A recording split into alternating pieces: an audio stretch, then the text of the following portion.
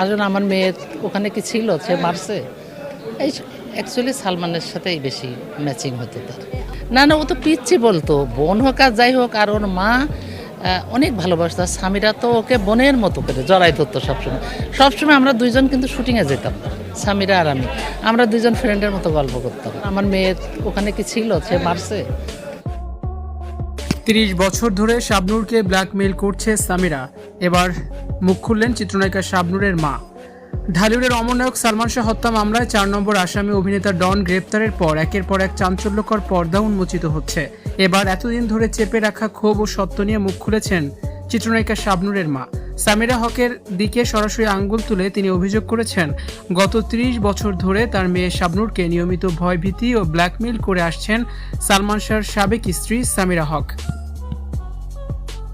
মুখ খুললেই শাবনূরের পরিণতি সালমান শাহর মতো হবে। সামিরা এমনই হুমকি দিয়েছে শাবনূরকে। শাবনূরের মায়ের দাবি, যখনই সালমান শাহর রহস্যজনক মৃত্যু সংক্রান্ত বিষয়গুলো নতুন করে আলোচনায় আসে, তখনই সামিরা নিজেকে বাঁচাতে, মূল ঘটনা আড়াল করতে শাবনূরকে জড়িয়ে কাদা ছোড়াছুড়ি শুরু করেন। শাবনূরের মা ক্ষোভ প্রকাশ করে বলেন, সামিরা দীর্ঘদিন ধরে আমার মেয়েকে হুমকি দিয়ে আসছে, বলে রেখেছে মুখ খুললেই তাকে নাকি সালমান শাহর মতো পরিণতি ভোগ করতে হবে, পৃথিবী থেকে সরিয়ে দেওয়া হবে। মেয়েকে হারানোর ভয়ে এতদিন আমরাও নীরব থেকেছি, কিন্তু ডন গ্রেপ্তার হওয়ার পর সত্যটা বলা জরুরি হয়ে পড়েছে। শাবনূরের মা স্পষ্ট জানান, সালমান শাহর মৃত্যুর সময় সেই ঘরে তার স্ত্রী সামিরাই ছিল, সেই সবকিছু বলতে পারবে। শাবনূরের মা বলেন, সালমান ও শাবনূরের শুটিং থাকলে আমি সবসময় নিজে সেখানে উপস্থিত থাকতাম, কখনোই মেয়েকে একা ছাড়তাম না।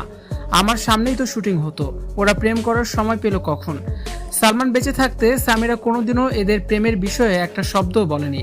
এখন মামলা থেকে নিজের পিঠ বাঁচাতে আর শাবনূরকে ফাঁসাতেই রসিয়ে রসিয়ে মিথ্যে গল্প বানানো হচ্ছে।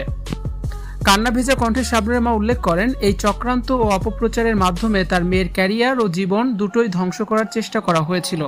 তবে সৃষ্টিকর্তার অশেষ কৃপায় শাবনূর রক্ষা পেয়েছেন বলে তিনি মনে করেন।